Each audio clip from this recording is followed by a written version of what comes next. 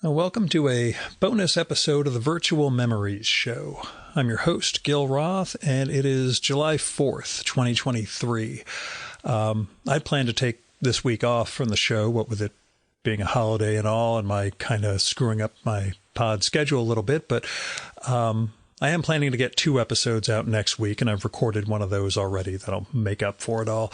After that, things should be pretty much on schedule through the fall, barring any craziness. There might be a couple weeks with 2 episodes instead of 1, but, you know, we'll see. The reason you're getting a bonus episode is because a friend just sent me the video from Michael Denneny's memorial service a few weeks ago.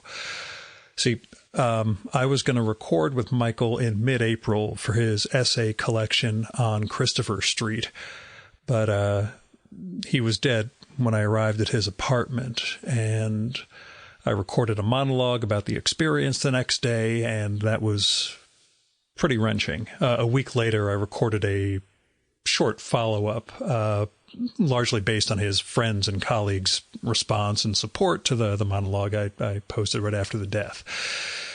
And one of his friends, Royal Fraser, wrote to let me know about the memorial service, as did another pal. And I felt like I should go. I don't know why. I mean, I know why, because of everything I talked about in the memorial and the fact that I was the last person there and all this stuff. And so I went. It was, well, it went for about 2 hours. There were around 10 planned speakers, and then they opened the floor to anyone else who wanted to speak. And that's where we come to this bonus episode. I was torn about whether I should get up and talk.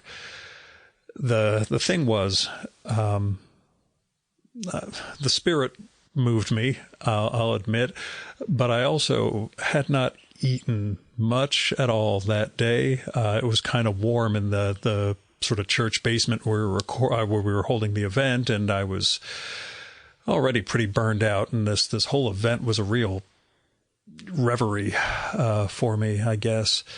You know, hearing all these people, friends and family and writers and an old college pal and other editors he worked with, all of them, you know, celebrating his life, it sort of helped me get past the awfulness of being the guy who saw Michael lying there dead in his bed.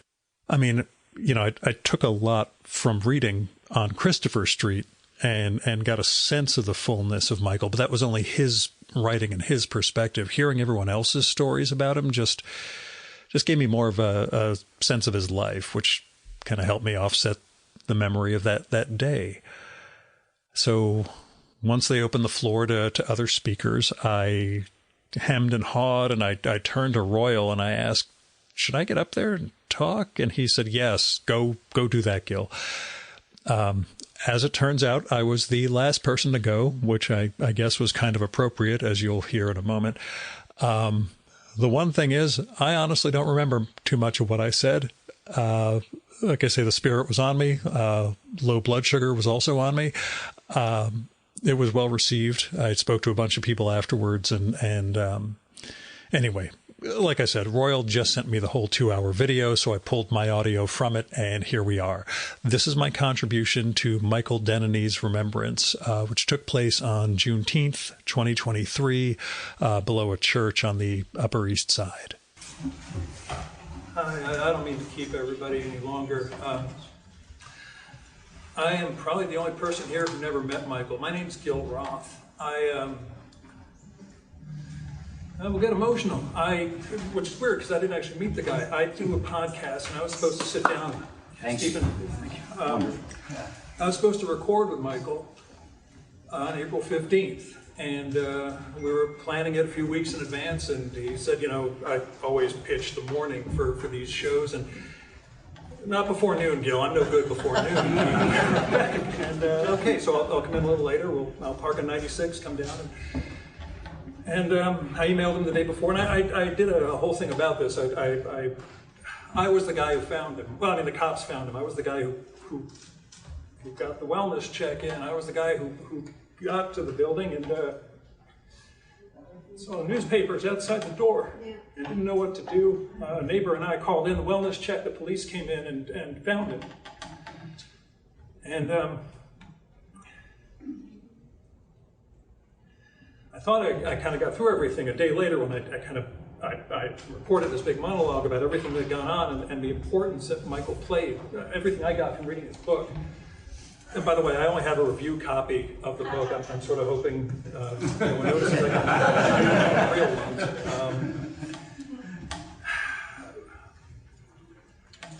A lot of the people today spoke about conversation, and that's what I do. And I go out every week and sit down with people and talk. And I'm so looking forward to sitting with Michael.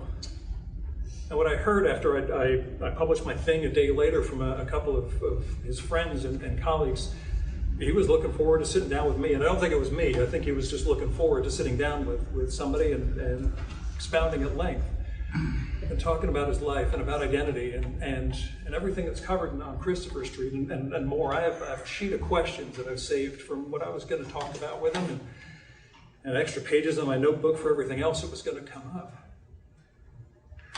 I'm sorry to take up your time like this. I never got to meet him, like I said, and I'm very thankful to Joe and Brooke and everybody else who put this together and allowed me to come in and speak today. And I'm thankful for all of you who spoke and everything you've shared about his life and everything he meant.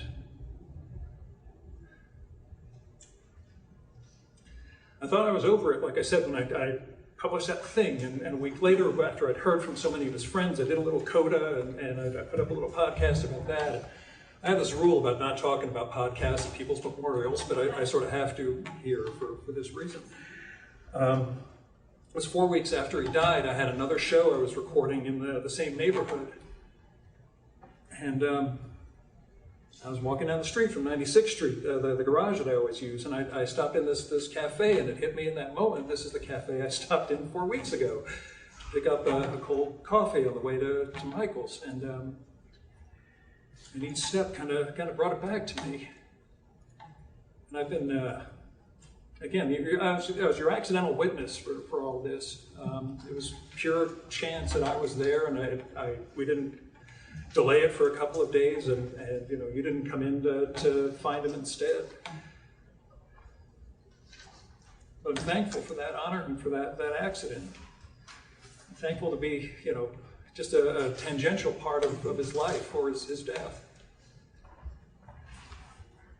I don't know what else there is to say. You guys have said so much, and he's had such an impact on so many lives, so many people who are and aren't here. But like I talked about on April 16th, when I posted that thing, I'm just thankful I got to bear witness in some way, the way he got to bear witness for so many people. Thank you. Thanks, everybody.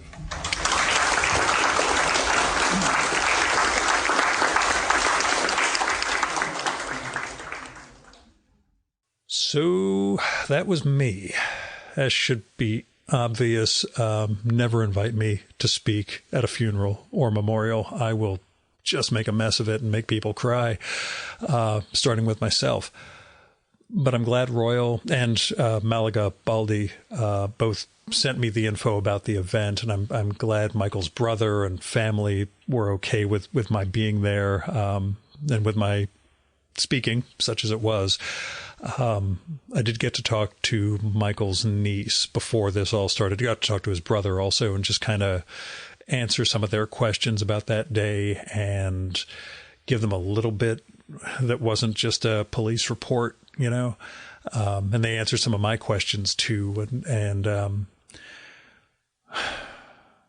I got to say, the event helped. I think getting up there and talking helped, but I'm not sure. Just being there and getting that life, not just the death, that really has helped me a bunch. You guys who are regular listeners know I've been going through some tumultuousness in the last few months.